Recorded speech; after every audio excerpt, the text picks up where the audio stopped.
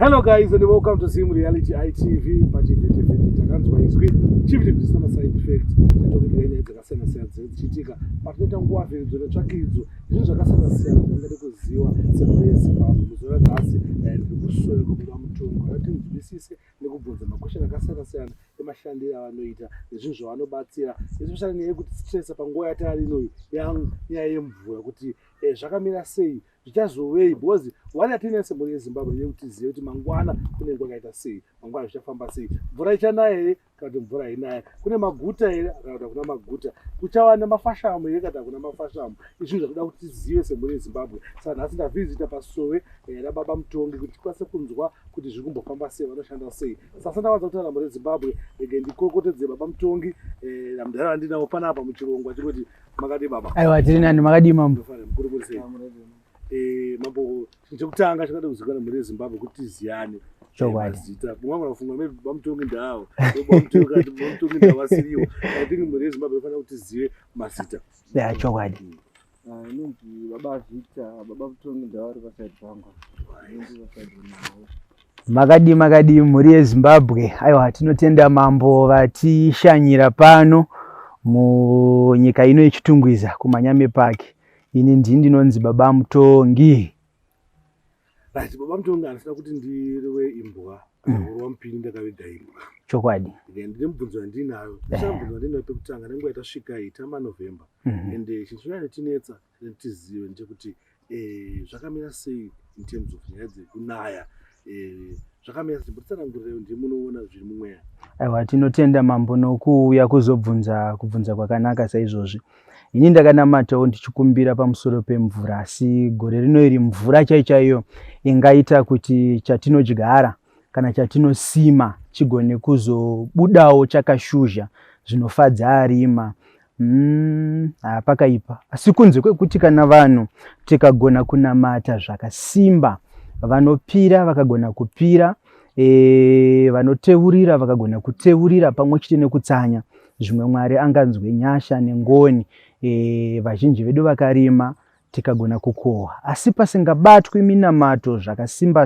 zvakasimba chasvezvo mvura ichangoti turu yobva yadzokera yodzoka futi zvakare yongoti turu zvishoma yobva yadzokera yodzoka futi zvakare yongoti izvozvo zvishoma zvekuti kangaidze rwizi rwedu rungatadze kuzara mvura saka zvinoreva kuti vanhu vakasanamata zvinhu hazvifambe zvakanaka vanhu vakasapira futi zvinhu hazvifambe zvakaita sei zvakanaka saka kana baba muchiti zvoni mukasapira zvinhu hazvifambe zvakanaka muchedza kutaura zvakafanira kuti kune vanhu vanoita chivanhu ivo vanogara vamboraswa naMwari pachavo kana mudzimu wakachena chaiwo unotonzwa uchikurudzira mwana wako kuenda kuchechi asi mudzimu wakasviba unotaura kuti handidi kana kukuona uchienda kunobatsirwa kana chero akagara nemudzimu wakasviba akasvika panapa anotanga kurwara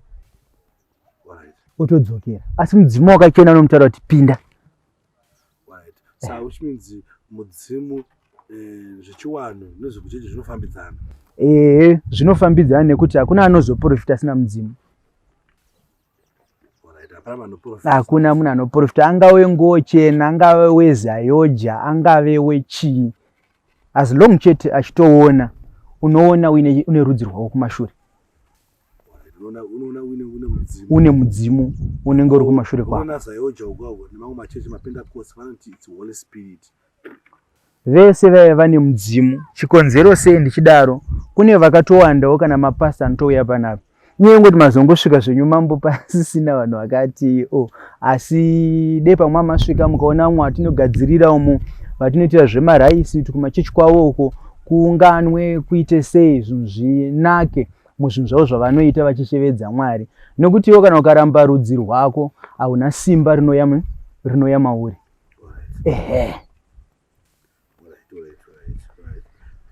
ndapanzwisisa ipapo wati panhu ndamuchitaya kuti pane mashandire anoita raisi tikuona kuti mune raisi ririmo famba seraisi inoshanda sei right inini semutongi ini ndakafanana nokuti hamugone kunzwisisa kuti uyu semutongi mweya mutsvene here igombwe here ndiri pakati napakati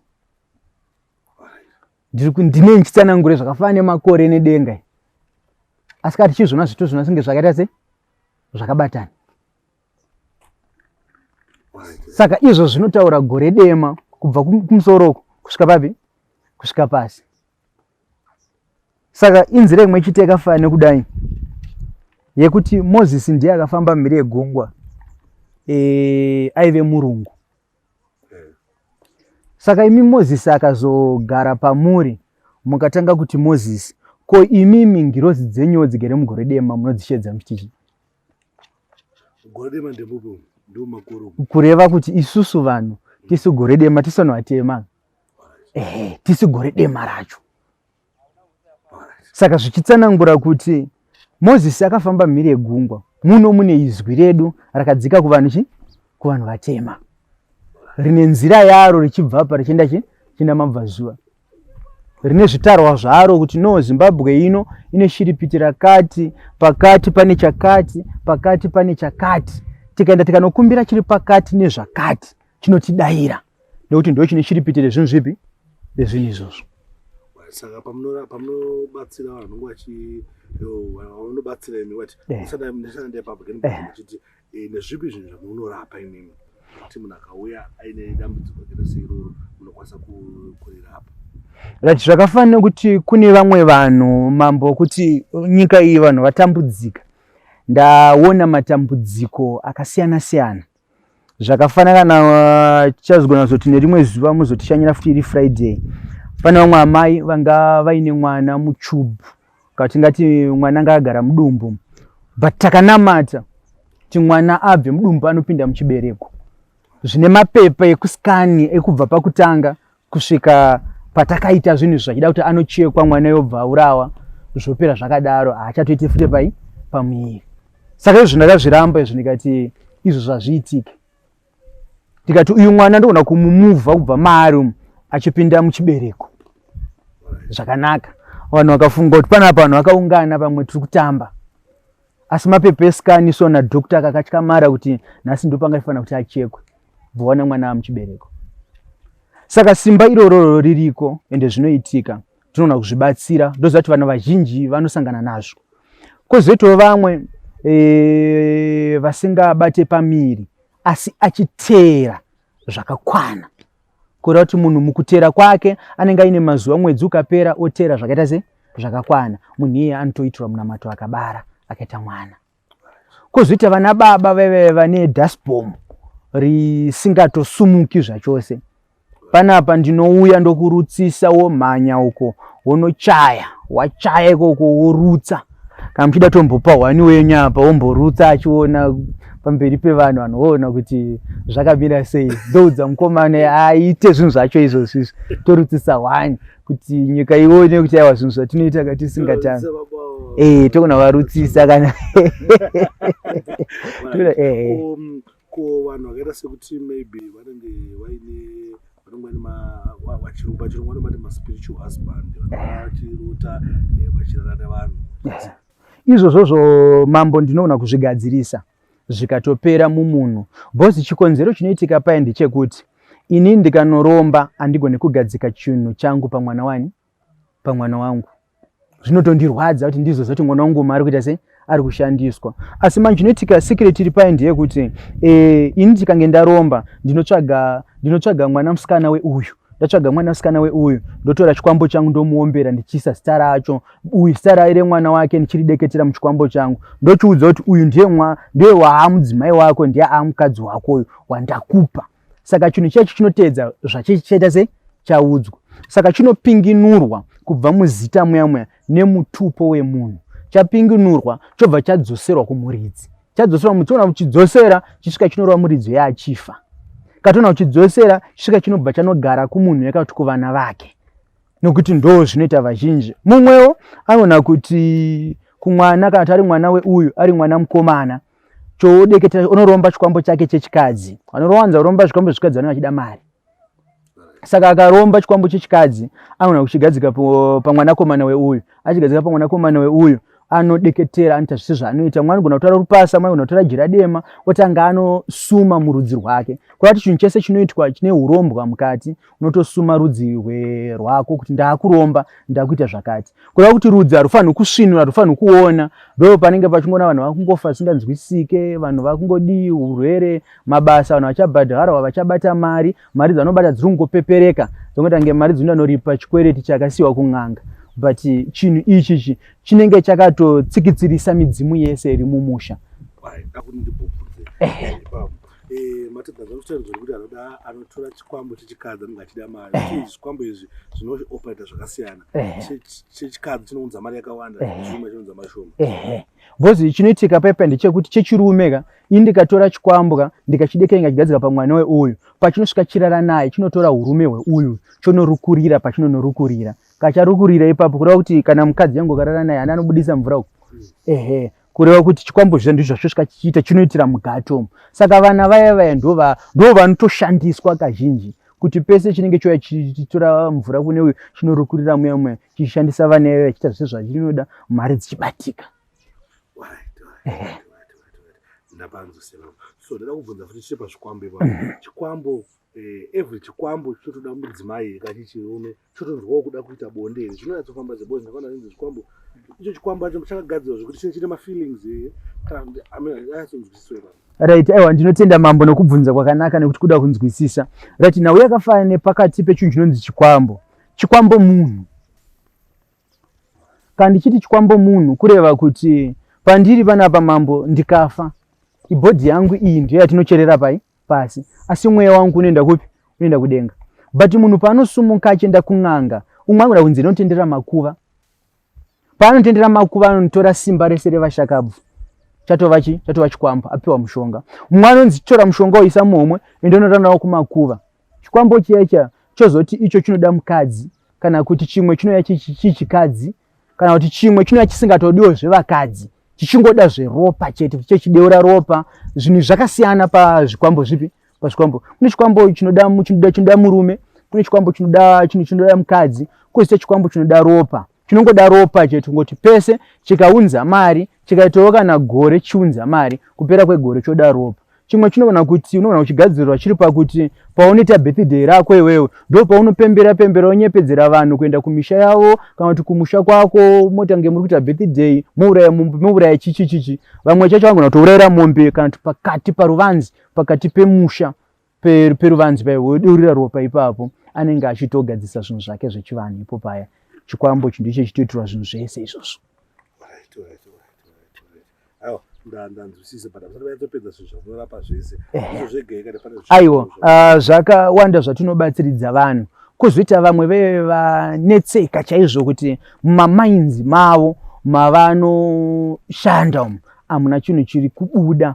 Indoona kuuya pamaini pako tichinge tataurana nezvandoda inini. Ndoona kuuya kudza kuti alright apa pauri iwewe pauri kuchera apa pasaidi ndo pane bhandi. Zvaparipo pane bhandi chichera apa uchidzika mameters akati uchabata mari akati. Ende ipapo ndinobva ndapinga. Bhodzi chitsotsi chiripo panyaya dzegold. Ndinoona kusvika ndoita gomba rangu panapa. Ndopinga maini yese pangu pa patanga kubatwa 1 kg. Asi vamwe vese vachishaya chinhu. Vachingobaya to go to diki. Kana kutoti vakachera matombo soona yese akadyiwa nemasvosve. Musina na gold racho. Kungoya zongounganidzira gold mugomba renyu imi mambo. Zvinoitika. Zvakanakisa. Sati gold rinenge kufamba chibva kungwese chiya papa chichinenge chiyatsoitika. Yaiwa pane shiripiti rinoitwa. Kuti zvifambe sezvipi? Saizvozvo.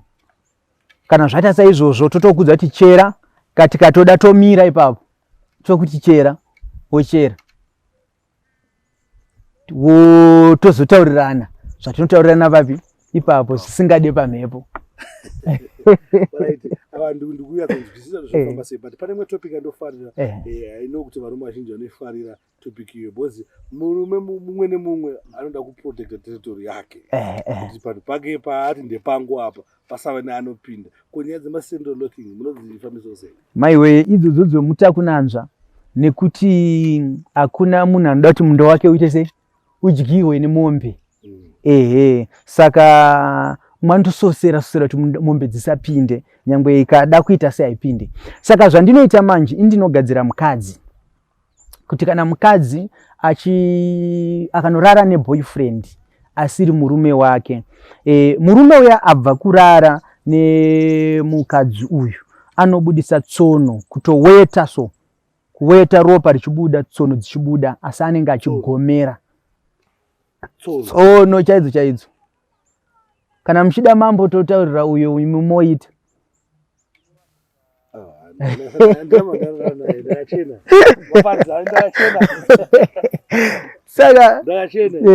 Saka chinenge chiripo ndechekuti murume anoda kumeka sure kuti zvinhu zvatiri kuita zvitoona kumitisa iye pachake, kuti asati atipa zvatiri kuda isusu, ouya mudare medu tomugadzira iye kuti approve. Bhozi vanhu vazhinji zvino kune nganga dzimwe dzinonyepa kuti chakati ndogona, nevamwe vanenge variko futi vanenge vakafanana kana nesu vachiprofita vachidini, anonyepa kuti chakati ndogona. Saka indotoda kuti aiwa no, iwewe huya katinoona kuuya iwewe nomukadzi wako ndokugadzira, ndokuti chiendai mutoilet endai motarisana, oona munhu asi kupaona. Right. Saka tine mataipi api neapi right, zvakafanana izvozvozvo. Pane iye kuti kagadzira murume anogona kubudisa ropa netsono, asi kugomera anenge achigomera zvakafanana nemunhu wekuti urunzwa kuda kuenda kutoilet but hakuna chiri kubuda. Ndozve zvichiitika papain ipi iyoyo, zvekuti varume vazhinji vari kufarira kuti munhu akagadzirwa saizvozvo anoenda kumurume wesvika kuti sorry ndindakarara nemudzimai wako, amene kuti uri kudei, uri kuda pfuma here, uri kuda motikari here, uda chii, munhu oripwa kurara kwakaita nemudzimai. Kozoita zvimwe zvekuti tikagadzira mudzimai akarara neboyfriend anogona kuzvimba Zimbabwe yedu yongozvimba chete pamwe chete nemati ayo mairi, yozvimba yakangodaro kufuta kudai so zvekuti munhu kurara kwake anenge akavhura makumbo, bhozi kune kuchipisa, zvokupisa zvezvi. Mukadzi kunoku ana achibudawo urwa, murume kana kuchizvimba. Haiwa idzodzo dzakadaro ndodzi strong dzinodiwa nevanhu vazhinji.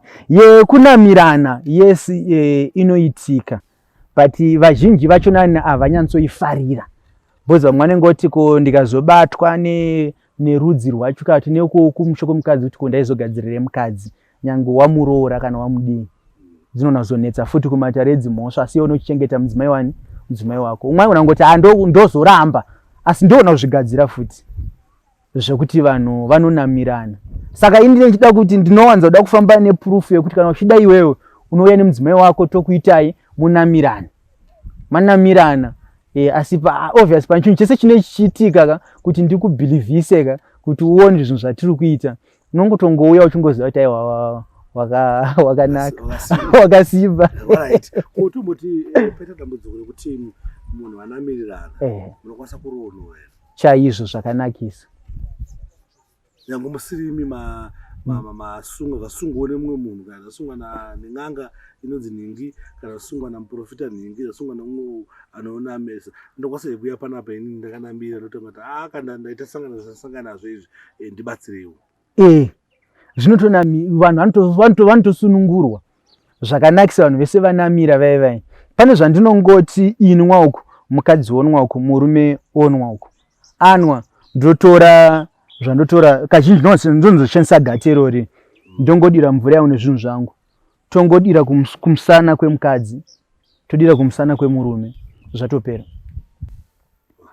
Ningo yemurume inobva yadzoka kudai so, yodzoka pachayo, zvobva zvatopera.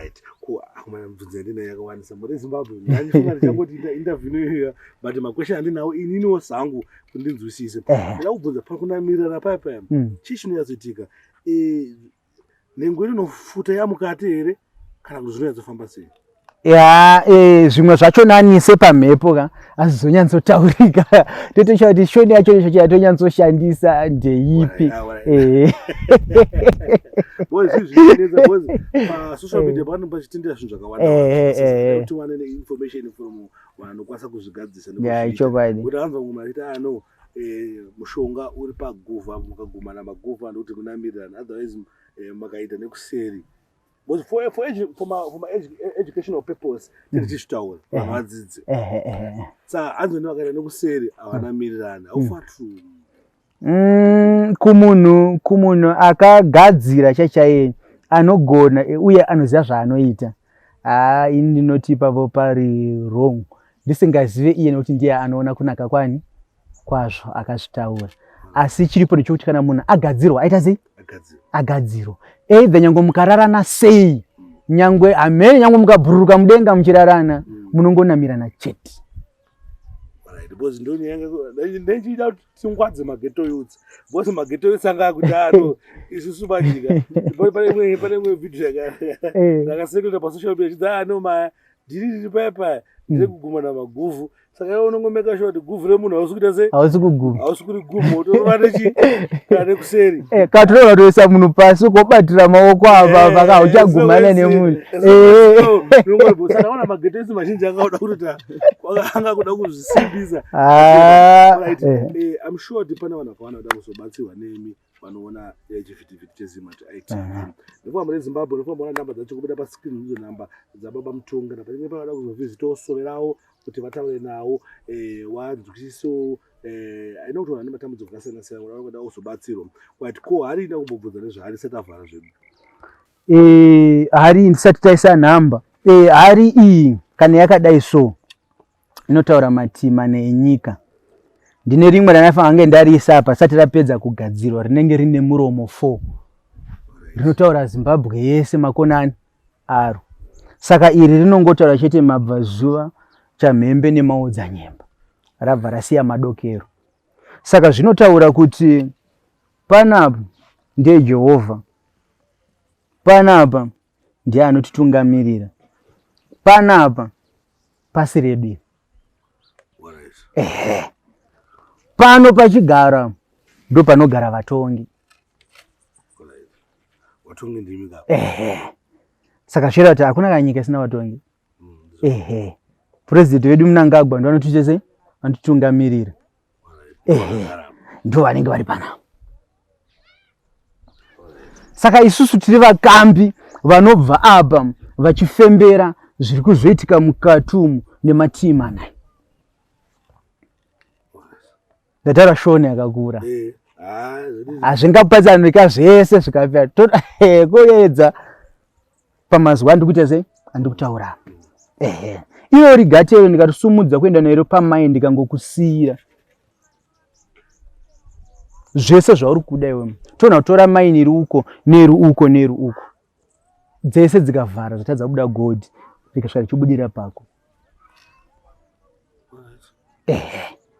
Saka izvo zvese zvinoitika zvinogadzirisika. Ndichazombokushedzai one day pandinenge ndichibuda chinanogadzira mamainzi avo vanhu vachiona pamhepo. Bozi mazuva ano vanoti no toda kuti ndataona zani Thomas. Saka izvozvo zvagara zviriko kana Kristu chaipo aifamba pane vamwe vaitori mari vachitoti aiwa zvishwa tikona kuti vanhu vari kupona asi nerwesero bva kuti gutsikana. Right. Nyaya panapa ndikuyatsinzwisisa kuti pakaipa nyaya mativi mana nganditsanangura panapa nezvizvo zvavanoita zvevatongi tikuzvinzwisisa. Tikuzvinzwa. Nyangwe zvino sina kuzvinzwisisa. Asi ndazvinzwa. I'm sure vamwe vari kuona gona ngoita sei vachizvinzwisisa. But ko pane nyaya dzinoitika. Bozo vanhu mazuva ano vanoti wakakanganisirwa vanongoda kuti wadzosere. Kunyaya dzema-go back to sender munodziitawo here kana kuti haimi hamuiti go back to sender? Aiwa, go back to sender ndokubasa kwedu. Bozi kana ukava mutongi usingagoni kudzosera chakaipa kumuridzi wacho, aiwa zvausi mutongi. Kuva mutongi cheko kutaura kuti iwewe zvauri kuita izvi zvisizvo. Saka ndinofanirwa kuti nditore zviyo. Ndoona kazhinji ndowanza kushandisa zviyo izvozvizvo. Zviyo nemupunga. Kana mapfunde kazhinji kacho. Ndozvandopa vanhu. Ndee munogeza, ndee munodai. Saka munhu kana datura go back to sender ndikaona kuti right no mumusha menyu muri kupumhana. Unoziva kuti iko zvino mambo uyu ana achinzi uyu akangotenga motikari chitotorinzi akaromba. Saka vanhu vazhinji vakangopumhana. Saka ini ndinoti ndee motorana mese muuye serudzi mouya ndosati iwe wakaromba kwakati kana waramba ndinongokuita zvandokuita rudzi rwako rotoziva izvozvo kuti zvaitika izvi zvakamira sei. Ndo zvandoita izvozvo, ndine zvandoita. Ndinongoita zvandinoita ngoti mapakati kwacho akomana vanhu akawatora kumoto uko nevatora ndarovera hwanibakatwa pasi rinobvunda ka3 kuita setiri kukanda magiya emoto kudai zvokuti ndikaribayira pasi kudai so rinosheka uku rosheka uku roshekera kumberi. Panguva yarinongodaro chete munotonzwa zvichirira motofonerwa kuti kwaita nhamo. Saka imimi tikati muri wenguo tsvuku ikati muri ini kuva mutongi kureva kuti tine tichipfeka zveblue, sky blue, green yandakapfeka kazhinji hatizoshandisa edu zvitsvuku zvakanyanya. Inongonzi yevatongi chete, imba yevatongi. Mupanzwisise ipapo. Aiwa. Because timboisa nhamba. Aiwa, kana muchida kubata inini baba mutongi 078 25 84 613. Ndodzokorera futi zvakare 078 25 84 613. Dziripo pa WhatsApp. Vese vari kupi chero nyika yauri ndokubatsira online. Chero kava ku UK nyangoita matambudziko api ndokubatsira online. Then kweta another one number 078 52 89 607. 078 52 89 607. 607. Dzoperera ipapo. Dziripo futi pa WhatsApp.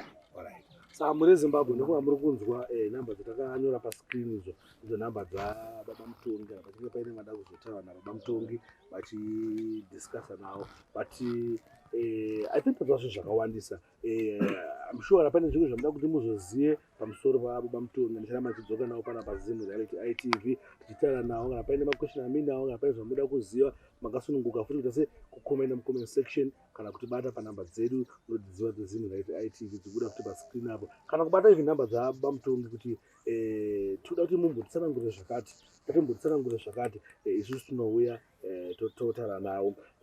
Baba mutongi isati avhara zvedu chirongwa chedu hamuna kana mamwe mashoko amungade kuudza muri Zimbabwe? Aiwa, ndinotenda. Ndinokuti vari pabulawayo apo, pabulawayo.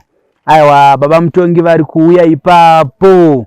Tine grupu redu ratakagadzira rebulawayo, kadoma, kwekwe, zvishavane, masvingo. Takangoisa grupu 1 kuti aiwa hande toungana mubulawayo togadzisa sezviri kunetsa. Amen.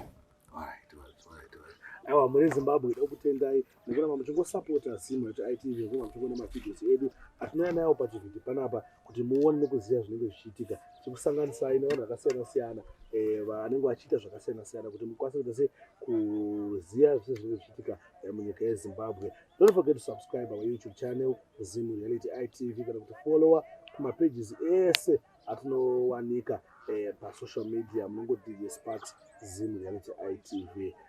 Thank you. God bless you. Oyo.